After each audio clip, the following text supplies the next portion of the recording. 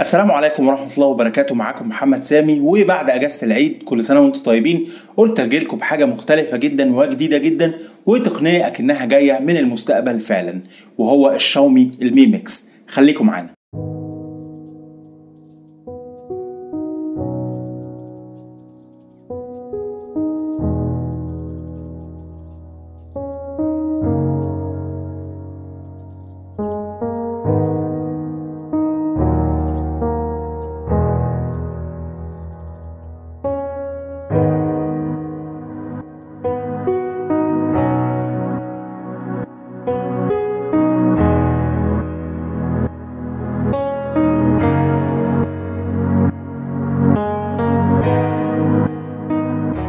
شاومي مي ميكس.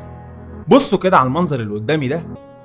بالنسبة لي الموبايل ده هو قطعة تقنية من المستقبل، او ده شكل الموبايلات في المستقبل فعلا.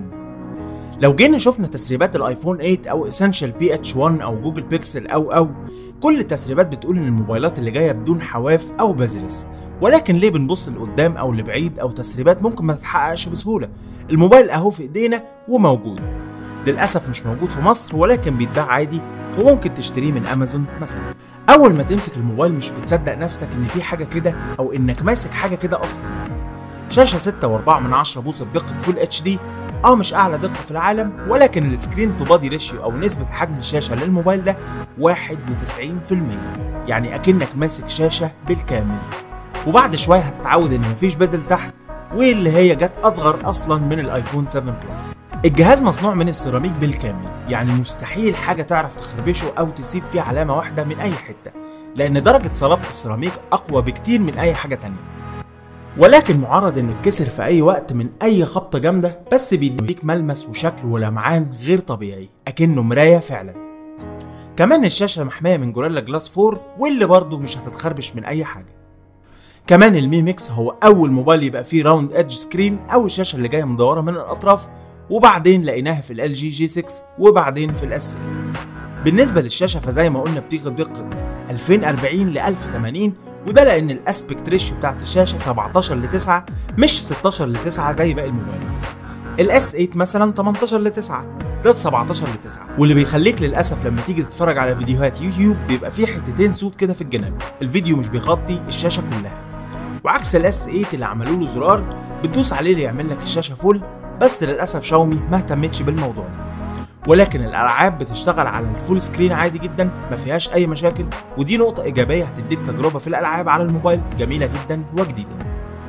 الشاشة ألوانها جميلة جدا وواضحة، ولكن لو كانت كواد اتش دي كانت هتبقى أحلى شاشة في العالم بالنسبة لي. الموبايل مش معنى إنه شكل بس يبقى مفيهوش عتاد قوي أو إمكانيات تناسب شكله والتقنيات اللي فيه.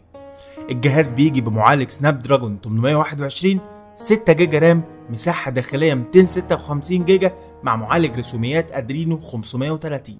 طبعا مش محتاج اقول ان سرعته جبارة، وان ال 6 جيجا رام كافيين وزيادة، وان ال 256 جيجا الذاكرة الداخلية يعني اكني شايل هارد صغير مثلا، وان السوفت وير جاي اوبتمايزد جدا جدا بالهاردوير، ومع انه جاي باندرويد مارشميلو، ولكن ما حسيتش اني عايز اكتر من اللي موجود بالنسبة للاستخدام يعني. ولكن هينزل له اندرويد نوجا على كلام الشركه، مش عارف امتى الحقيقه. الكاميرا بتيجي بدقه 16 ميجا بكسل بفتحه عدسه 2.0، والدايرتين الذهبي بتوع الكاميرا والبصمه هم ذهب حقيقي عيار 18. مش اقوى كاميرا في الدنيا، ولكن كويسه جدا ومقبوله في الاضاءه الكويسه. نظام المانيوال فيها جميل جدا، والسوفت وير الكاميرا برضه سهل وما واجهتش معاه اي مشكله. ولكن في الاماكن الضلمه مش احسن حاجه، بس انا شايفها كويسه من كل الجهات. مش احسن كاميرا في العالم ومش اوحش كاميرا في العالم، كنت اتمنى ان هما يعملوا كاميرا احسن من كده، خصوصا في جهاز فيه كل حاجه وغالي زي ده. الكاميرا الاماميه بقى حوار تاني، لانها بتيجي بدقه 5 ميجا بكسل نفس فتحه العدسه الخلفيه، واللي هي 2.0. الكلام هنا مش على جودتها ولا دقتها، لا كويسه جدا جدا، بس المشكله ان مكانها تحت الشاشه مش فوق، فلما تيجي تصور سيلفي بتبان اكنك فيك حاجه او مجنون مثلا. فشاومي بترجح انك تقلب الموبايل لما تيجي تصور عشان يبان انه في الوضع الطبيعي. الصور منها ممتازه الحقيقه، ولكن برضه مش احسن حاجه طبعا. طب حاطين الكاميرا تحت ليه؟ اولا عشان مفيش اصلا مساحه يحطوها فوق، لان زي ما احنا شايفين ان الشاشه بدون حواف اصلا. ثانيا بصوا كده، عمالين نتكلم عن الشاشة وجمالها والحواف ومش عارف ايه، وسايبين الهدف الرئيسي للموبايل وهو المكالمات. فين سماعة المكالمات؟ السماعات تحت الشاشة، واللي جت من نوع بايزو الكتريك سبيكر، واللي بتعمل فايبريشن للسيراميك نفسه، فبتوصل الصوت اكن جسم الموبايل كله سماعة.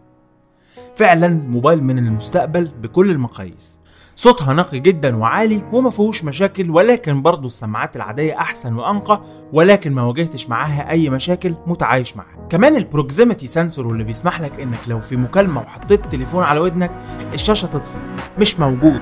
استبدلوه بحاجة اسمها التراسونيك سنسور من انتاج شركة اليبتيك لابس، واللي بيستخدم نوع من اللوغاريتمات عشان يعرف اذا كان في جسم قدام الشاشة واثناء المكالمة ولا لا، واللي شاومي بتقول انه هيحل مشاكل البروكسيميتي سنسورز اللي في الموبايلات التانية، والصراحة ما واجهتش معاه اي مشكلة. غير كل ده الجهاز جاي ببطارية 4400 ملي امبير بتقنية الشحن السريع كويك تشارج 3.0. الجهاز عمل معايا 9 ساعات ونص من وقت عمل الشاشة و16 ساعة من وقت الاستخدام. انتوا متخيلين؟ يعني مش بس حطوا كل التقنيات المستقبلية دي في جهاز واحد وعملوا شاشة مش عارف عاملة ازاي وسيراميك وذهب وسماعة ايه، لا والبطارية كمان.